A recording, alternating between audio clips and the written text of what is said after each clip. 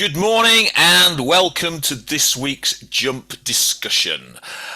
This week we start a whole new series of webinars where we're going to be looking at mainly at the performance culture and how to create stronger performance while creating a culture of support and well-being.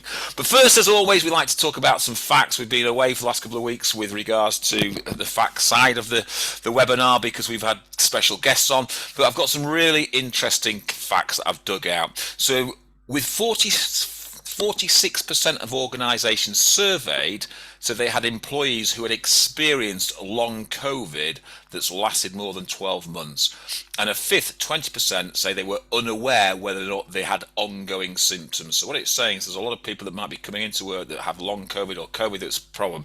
A third of organisations have increased their budget for well-being as a consequence of the pandemic. And presenteeism, that's working when ill, still remains prevalent. However, few HR respondents reported in the workplace that 65% in year 2022 compared to 25% in year 2021. Although it was reported and observed that more people working from home were working ill presenteeism, and they were saying 81% in 2022 and 77% in 2021. Management style still remains the most common cause for stress at work, and according to MetLife, healthy employees are 74% more likely to be satisfied in their job if they have a good manager. 74% are likely to be more resilient if they have a good manager. 59% are likely to feel more engaged if they have a good manager. But only 53% are likely to be more productive, while 51% say they have intent to be in their organisation for more than 12 months if they have a good manager. 26% of employees feel depressed at work, over half the time.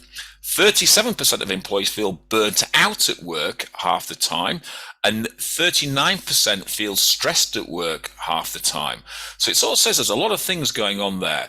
80% of salespeople agree or strongly agreed they are motivated at work. In parallel, according to the Gong report, on the reality of sales, 17% of salespeople agree difficulty staying motivated is their top challenge. And the repercussion of this is real. Where people agreed or strongly agreed that they are motivated at work, they are 2.6 more times likely not to look for another job. While managers, I say, are an integral role in the motivation of team, their own needs are often overlooked, and only 38% of managers said that they agree that their company equips them with the proper tools and resources that they need to manage people properly. And when employees understand their why behind the what, it is far easier to motivate them and keep them motivated. And people are almost 2 times more likely to look for another job because they lack growth opportunities rather than money opportunities. Yet 18% of sales managers agree their biggest challenge is actually what opportunities can they give their sales staff. And these are the things that people say create a high performance team and prevents attrition. And these have taken over the last 2 years. Okay, so they are post-COVID rather than pre-COVID. Growth, professionally and personally, a clear purpose, clear role and responsibility, trust, communication that is frequent, clear and effective work practices, accepted leadership, stability in the company and workforce. The company stresses the importance of learning and clear, concise goals which are measurable and related to the purpose and growth. So some really interesting facts when you start to think about a high-performing team and when you start to think about well-being. So today I'm with Dave, so it's just Dave and I today. Paul's out and about. He's cramming in as much work as he can because he's going on holiday next week. And Heather is working with a client on some tricky HR stuff. So it's just me and you today, Dave. So let's kick off. Okay. When creating a culture of performance and well-being, what's the biggest catalyst to ensure both are equally driving the success of the business? Yeah, it's a great question. Morning, H. Morning, everyone. I think it's one of those things that if you just read through those stats again, or if those who are watching them listen to them again, that is the answer in some respects to the question. Because for me, it boils down to leadership. we've often spoken out on these webinars in when we go on site to speak to our clients, we ask them to look at the TED talk that Simon Sinek gave about the power of why. He's written a book about it. There's studies about it. It's part of an MBA course, and it's all about that leadership, about getting the why. Why do you do what you do? And I think if each of our employees understand why we do what we do, and that our leaders articulate that well, and they know their purpose and their place in understanding that why, where they fit, I think that helps answer that question about, well, how do you drive performance, and how well are you? What is your well-being status like? Because those that are healthier in mind because they understand what's going on in their business, and they understand where they fit, and they understand why they matter, all those things together help drive better performance. And that comes down to leadership, and that comes down to the leaders of the business communicating, this is what we're about, this is what I'm about personally, this is what we're about as a business, this is your role in that, and also understanding what their purpose is as well. So it's really interesting digging through those stats, because one of the stats is, or quite a lot of the stats, and there's a big blog that I've given everyone the link to there that actually came from the Access Group. So I am assuming that they've looked at that from a recruitment point of view and recruitment in mind, where the rest of the stats are, your usual CIPD, places and people like that. So they're generic stats about the workforce. But what it does point to is, as you said there, is the manager. And the manager affects everything that the employee does. And when you start to think about that, you look at the sort of pillars that you would create to create an employee of well-being, or pillars of well-being. And that's job security, financial security, health, support, protection, and work-life balance. Now you start to then put the things that we talked about there, what creates a high-performing team. What we're saying is that those pillars of well-being are generally where a manager either truly succeeds or dismally fails. Do people feel that they've got job security? You think about all the reviews, KPIs, etc. What causes that? Do they think they've got financial security? And obviously, you start to think about, are we paying, underpaying, overpaying? What's our commission package look like? You then start to think about health, the amount of pressure we put on people, support, how do we support them? Are we training? Are we developing them? And that protection, are we protecting our people from outside influences, internal influences? All of these things are there, and that sort of creates that opportunity for a work-life balance. So I think the manager is the biggest catalyst to that. So let's move that. As we sort of accelerate away from the world of work and how that's changing, does creating a high-performance culture count now as much as developing a culture of well-being? Well, to me, they go together. It's highly unlikely, if you have an ultra-stressed, not particularly well workforce, both mentally and physically, that they are going to perform to a high level. And each rubs off on the other. If you've got a sales force that isn't performing very well, it tends to spread across the sales floor. Equally so, if you've got a number of people in your workforce that are not feeling well, or not acting well, or not feeling particularly stable, that also seems to spread. So I don't think it's one or the other. I think it's difficult to have a high-performing workforce that is stressed out, their emotional well-being isn't great. And I think the other way, it's very difficult to have an emotionally balanced, emotionally strong, healthy, well-being organization or group of people that then is performing poorly, because the two are linked. So I think they're just linked together. One infects the other if you don't get that right.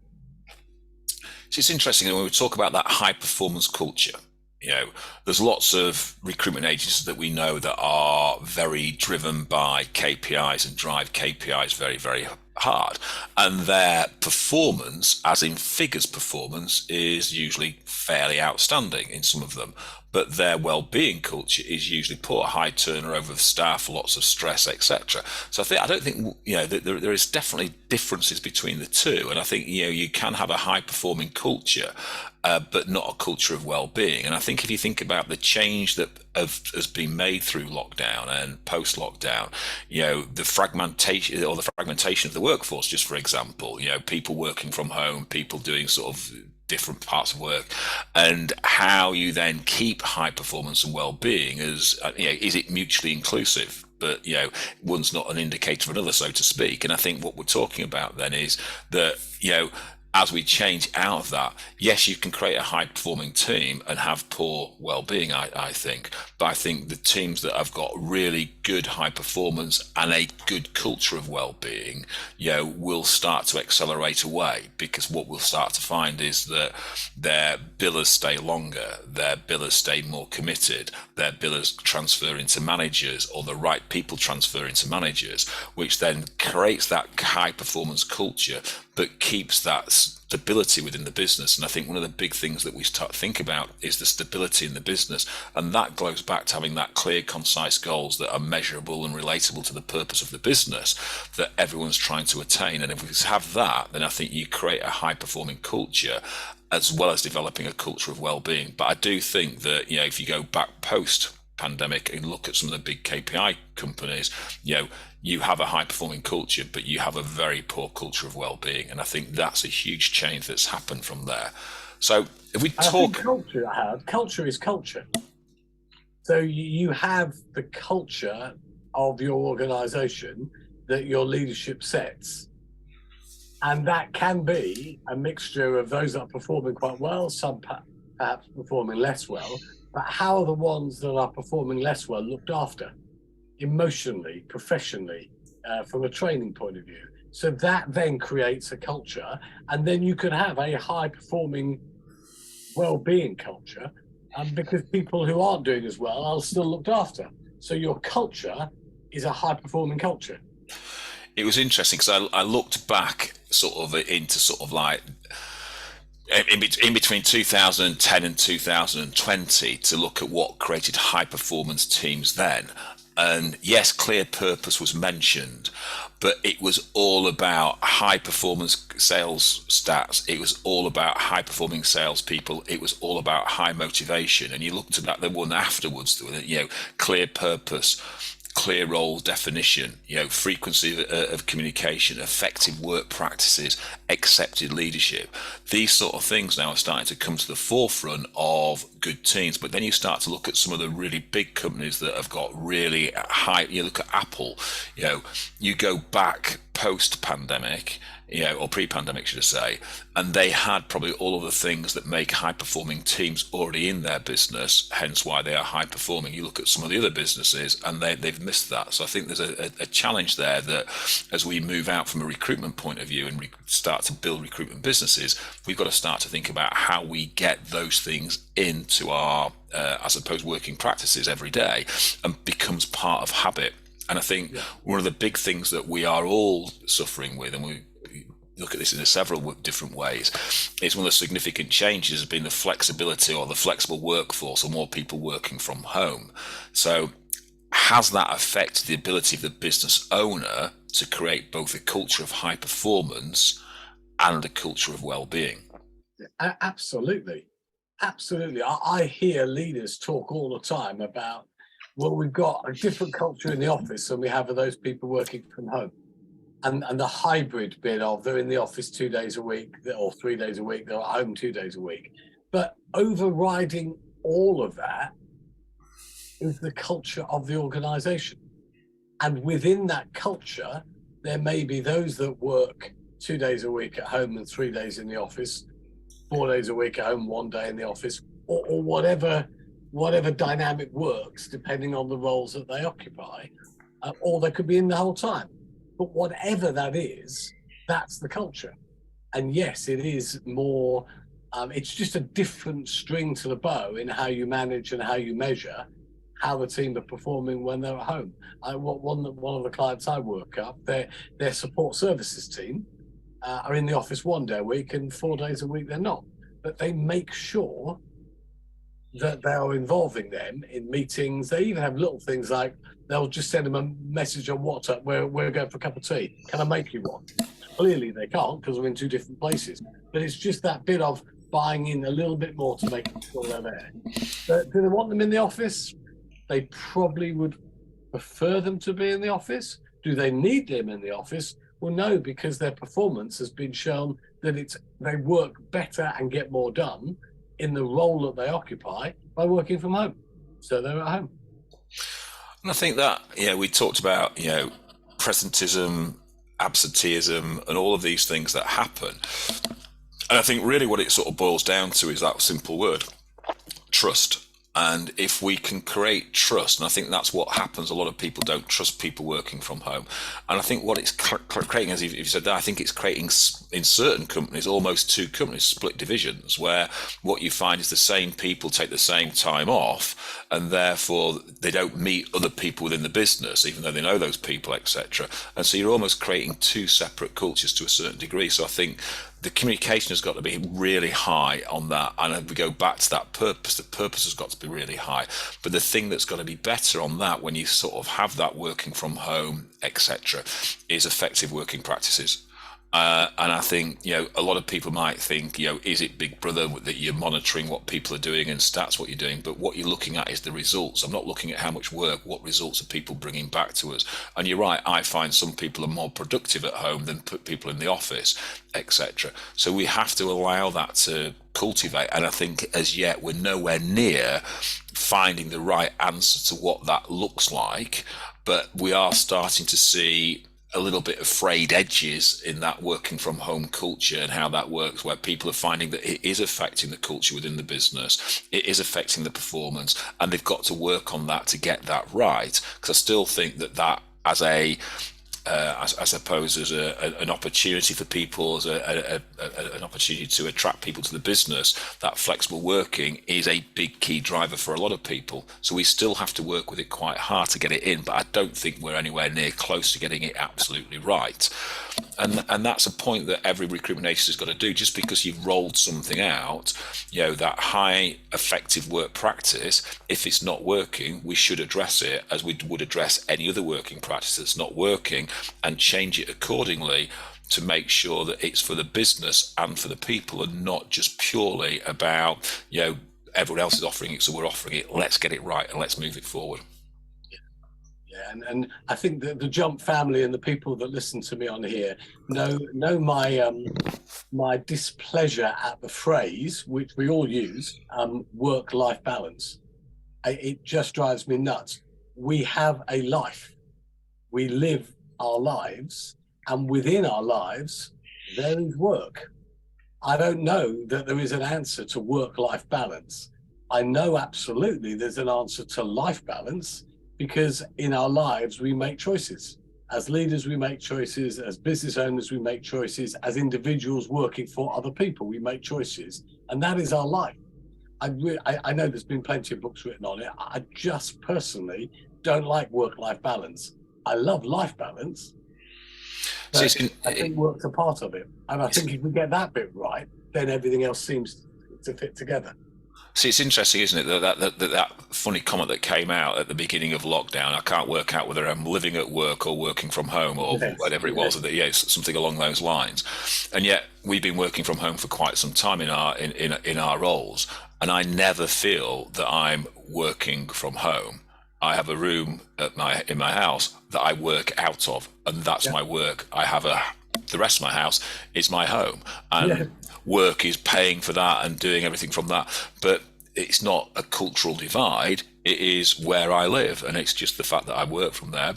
And it's a very strange thing. And I think there's that view of when we work together, we meet each other on a reasonable, regular basis. It should be more often, but we still work from home a great deal. But when we go out onto client site, we still have that drive, etc., to do the right things. And that's all about our culture and how our culture works. But we are very, we communicate an awful lot, we talk an awful lot, we email an awful lot, and we understand that. But if it was a bigger organization, let's say we had 20 people in the organization, it suddenly becomes a very different organization to manage. And I think we go back to that effective work working practices, effective communication, and then that sort of means that we have to have concise goals which are measurable, but they relate to the purpose and growth, where I think a lot of companies still have a lot of goals that don't really relate to the purpose and growth of the business and are just there to maintain, I can see what you're doing, you need to be doing this. Yeah. So if we looked at that then, all the stats, and I've read loads just this week on this, all the stats are pointing towards a change in mindset where money is still a key driver. However, the ability to balance work and home and personal development are now equally, if not more important.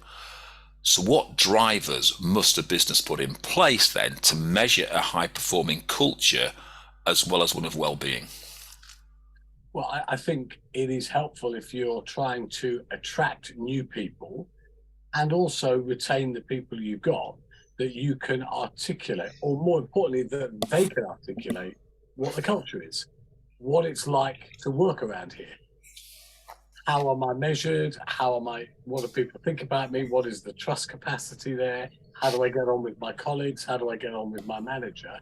And if your team, and remember, most of the companies that Jump deal with, and I guess the people that would be reviewing this or are live, have probably got less than 50 staff. We've got some that have got between 50 and 150 staff, but we're not with the Reeds and the Hazes and the very, very big players. We're with those that are scaling up on that journey. And when you've got less than 50 staff, you should know them all by name. You should know what matters if you're the leader. And it is somewhat easier, I think, to retain and build on that culture. And that's a culture about understanding what motivates those individuals, understanding what it is, why are they working for you? What is it they're doing? Is it just a job? And for some, that can be okay. Is it because they're trying to save money for their first house, or they're renting and they want to move into a house? They're trying to save up for a wedding. What is it? What is it about the people that you've got that why they're working for you, and why do they enjoy it? And which are the bits that they enjoy less? And can those things be changed to get better performance out of them? Because there's, I haven't got the stats in front of me, Howard, but there is no doubt that happier people perform better.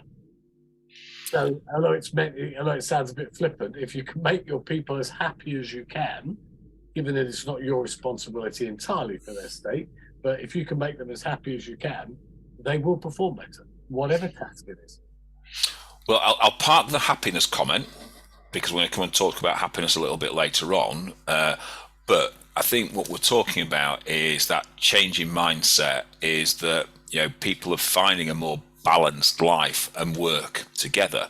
And I think what we're talking about, what makes high performance team, and how does that link to both the well-being, both physically and mentally, of the people. And what you're saying there, right, is that happy people are more productive and, both physical and mentally happy. And that's a very powerful combination. But what we focus very heavily on, I think what we do focus very heavily on, is we focus on the happiness and the well-being of our staff. However, the manager then, or team leaders, etc., find themselves under an awful lot of pressure to deliver on certain things, when really that person, we said at the beginning of the webinar, is the person that has the most effect on our staff and what they're doing. So really what we should be looking at is reversing that and saying, right, okay, how do we make our managers happier? How do we make our managers more productive? How do we make our managers feel more bought into the business and driven in the business? And the managers, 38% of the managers, only 38% of the managers feel that they are equipped to actually do the job, which is a real sort of highlight to me that says, we get people into that management stage. And as soon as you get above 10 or 15 staff, then you start to have sub-managers underneath the owners of the business. And they are so influential. But if we're not training and developing them, then any of their anxieties, any of their issues, etc., play out on the staff. And I remember point blankly when I was, we've talked about this before quite a long time ago in the past, when we were going through my divorce, and I thought work was my my safe space and etc. And I didn't think it had changed me at work. But couple of people after a period of time took to one side and said, what's wrong, what's changed? And they'd identified that there'd been an actual change in me and the way that I was then working with different people. And so my mental state had changed. My physical state hadn't changed, but I didn't think had changed. And I was having an effect on my whole business. And it was only when they highlighted that I realized that I need to sort of revert and do something about that to stop that going through. But they highlighted that to me, did some of the team members, rather than the other way around. And I think that's from a ownership and from a management point of view, you need to look down that management scale and look at the pressure we're putting on the management scale, because that pressure will be then applied to the staff. And if we apply that to the staff, then we know then that doesn't create a high performing culture. It creates anything but. And that's a bit that I think we've got to sort of get our heads round, is that it all starts from the top and not the other way around. Yeah, absolutely. So I don't know whether you're hearing this, Dave, or not, but I hear this all the time. I'm hearing sort of conflicting views on well-being. Sometimes it's an absolute must. Others think it gives certain employees an easy get-out clause when measuring performance or how they address it. If they're mentoring or a leader to ensure that they get the best out of well-being and driving performance, what we're saying is that I think there's a massive conflict now that some people think that well-being is just this tick box exercise, and people are being a little bit, if you're ill, etc., and don't believe it. So how do you get your best out of your leaders to ensure the best out of well-being actually then creates a performance of a high performing culture? Stop them being cynical in the first place. I think cynicism has come into our workplace in a much more pervasive manner than it did perhaps before the pandemic. We all lived through something we didn't know anything about, and we've all come out of it. In many ways, the world of work, the world of management, the world of behavior has changed. Whether we like it or not, it has changed. But I think some leaders are quite cynical. They'll say things like, well, he's just swinging the lead. If it was before COVID, he wouldn't have been ill. Now he knows he can be ill, so he has been. I'm not saying whether they're right or wrong. I'm saying they're being perhaps a little bit cynical. That cynical leads to a breakdown in trust and leads to conflict. And that leads to the type of culture that ideally you don't want to work for. And so to bring trust back, you've got to understand why it is they're saying the things they are. What if an employee that you have is swinging the lead, which isn't a good thing? What's the root cause? Why are they doing that? And you've got to get, as a leader, you've got to get to the bottom of that, because that can then help build a higher performing culture. There's nothing wrong with, we don't need to be soft. Being focused on well-being doesn't mean you're being soft. And forgive those that are not football fans, but I'll use the analogy from the weekend just gone. Manchester City are by far the best football team in the world probably at the moment. They were leading 2-0. They had a player who scored 2 goals. He then wins a penalty and gets to take a penalty. The leading striker should have taken the penalty, but looking after the guy, because the chap's got a chance to score a hat-trick, he gives him the ball, he misses. The coach, the greatest coach in the world of football history, in my opinion, is standing on the sideline going nuts, because he wants to win the game, because a high-performing culture says that leading 2-0 is not good enough. We need to get 3-0. Who's the best person to take the penalty? And the best person to take the penalty doesn't take it. That isn't someone being soft. That's someone being really hard and saying you've got to have your best people doing the best things all the time. Nothing to do with their well-being, because actually their well-being would have been served to be 3-0 up rather than 2-0. And you may look at it and think, well, that's a slightly tenuous analogy, but for me, it's not, because that's a really high-performing culture, a high-performing manager, a high-performing team that leads the league in almost every stat you can imagine. And yet, in that one small moment, culturally, he's saying, no, we've got to be strong, and we're better than that, and we have to be leading by more than 2. And I think as leaders, we have to exhibit that sort of leadership, and that also helps with emotional well-being. So that goes back to clear roles, clear responsibility, clear purpose. Yeah. And you drive of those things, and that creates then effective working practices. So you have your best person taking the penalty, that's the effective working practice. The best person decides to look after somebody else who misses, so is that good for that well-being? Is it good for the lead person's well-being? And the manager's then having to manage all of that, etc. So I think that view is a very sort of interesting one, that if you look after your people while driving a high performing culture, then people will start to trust you more, so they'll trust what you're saying. And I think that view of having their clear, concise goals that are measurable, that relate back to the purpose and growth, then leads to clear responsibility, clear role definition of what people are doing. And I remember playing sport at a reasonably high level, and what we were always told was, do your job first. It's do your job first. Get your job absolutely nailed down. If you are then dominating and beating your opponent, then you can start to think about doing a portion of someone else's work as well. But until you get to that point, look after your job first.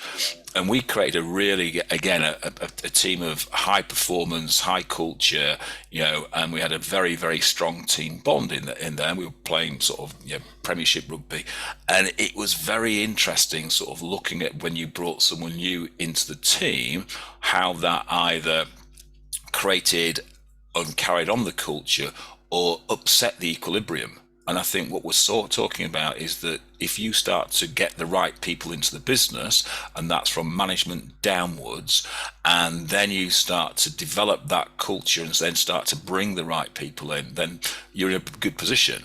And so, there's lots of things written about quiet quitting, absenteeism, presenteeism, and all this sort of working when ill, and all this sort of things that go on. Okay, if you again have that trust, then these people will be honest with you when they are ill. They'll be honest with you when they won't be ill. And that comment about when people are swinging the lead, it doesn't really happen that much. But when it does, it stands out because they are so polar opposite to what the culture of you've grown, and you can start to see people. And it's interesting with some of the companies that I work with. There's one company that I work with that's got a very, very high performing culture, a very, very well balanced well-being culture. And it's interesting, the manager, when I was last there a couple of months ago, said to me, so-and-so's leaving. And I said, how do you know that? He said, they've not done this, they've not done this, they've not done this. And that's the things that they would normally be doing in a high performance culture in their team. And it was only a very small deviation from what they were doing. And he rang me up a couple of weeks after that and said, yeah, she's resigned. And so he'd spotted that because they were slightly out from the norm from there.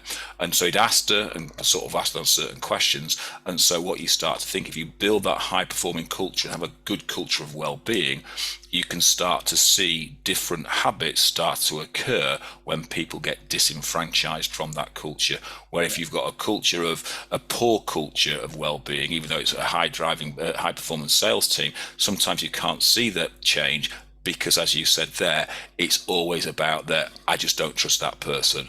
They're ill. Are they really ill? And all of that sort of comes to mind where there's zero trust. So I think it's a very interesting sort of point on that to make. So we talked, or you mentioned happiness. Okay, so there's lots of research that's gone into. You want to do the Ken Dodd bit? Yep, but we don't hide the tax. Okay, so certainly not under my bed anyway. Okay, so there's lots of research into the happiness advantage. Okay, and so you believe that happy employees are more productive, and if so, then how do you create an environment where most of recruitment is really competitive? It's a win-lose environment. So how do you create that happiness advantage when it's such a competitive environment? By not assuming that win-lose means you can't be happy. Clearly, if you've got a leaderboard in sales and you're a salesperson, you want to be nearer the top or at the top than the bottom. Doesn't that just make sense? But that doesn't mean that all the happy people in their lives are happy at the top and all the unhappy people are at the bottom. They may be unhappy in that one situation, But it goes back to that culture that we'd spoken about at the beginning, Howard. Life is what we do. Yeah. And are people happy in their lives? Because if they are, in as much as you can control and help them, then they're more likely to be happy at work, and they're more likely to be productive at work. And yeah, they may have times when they're below target for the salespeople, but remember, again, most of the people, a lot of the people who will be on this webinar aren't salespeople. You know, they may be working in support services or IT or HR or whatever it is. So what is it that success? What does success look like for them, and what makes them happy? And if they're happy and they're comfortable, we all go through things in life that we've all been through. You've spoken about something today, Anne. We've all been through things that make us unhappy.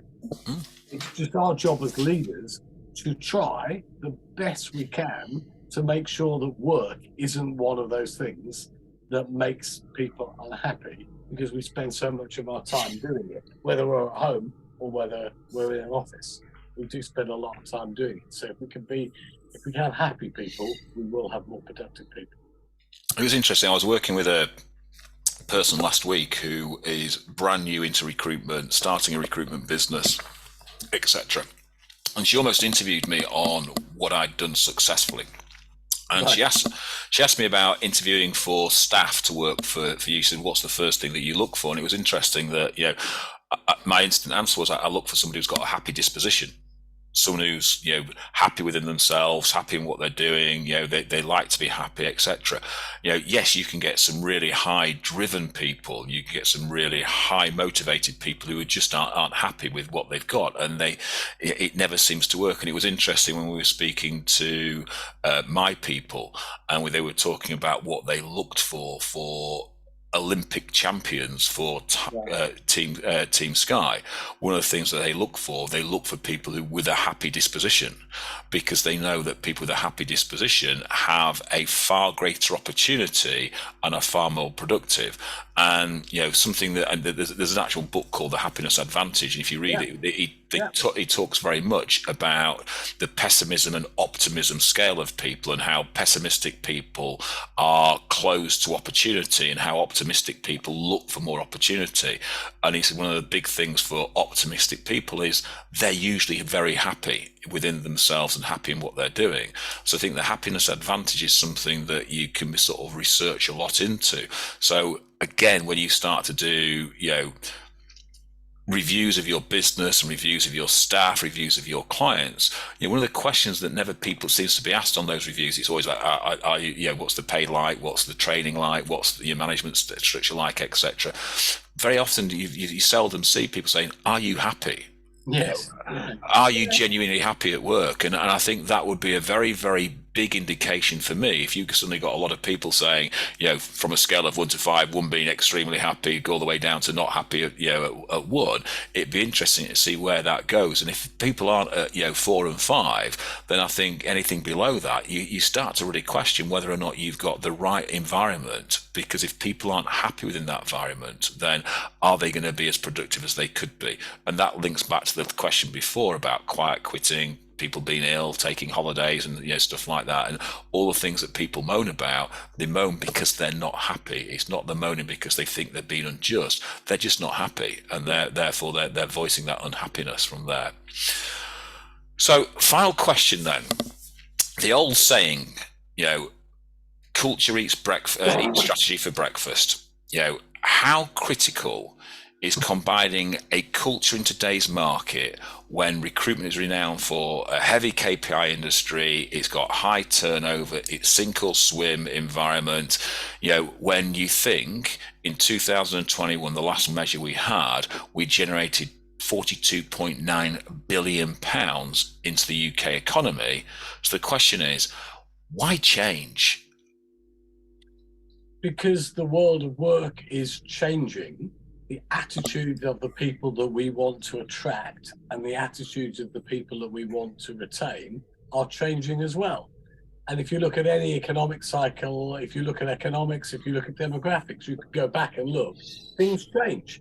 We would all say, not that we lived in the 50s, but we would all say the working culture in the 50s is completely different from the working culture now.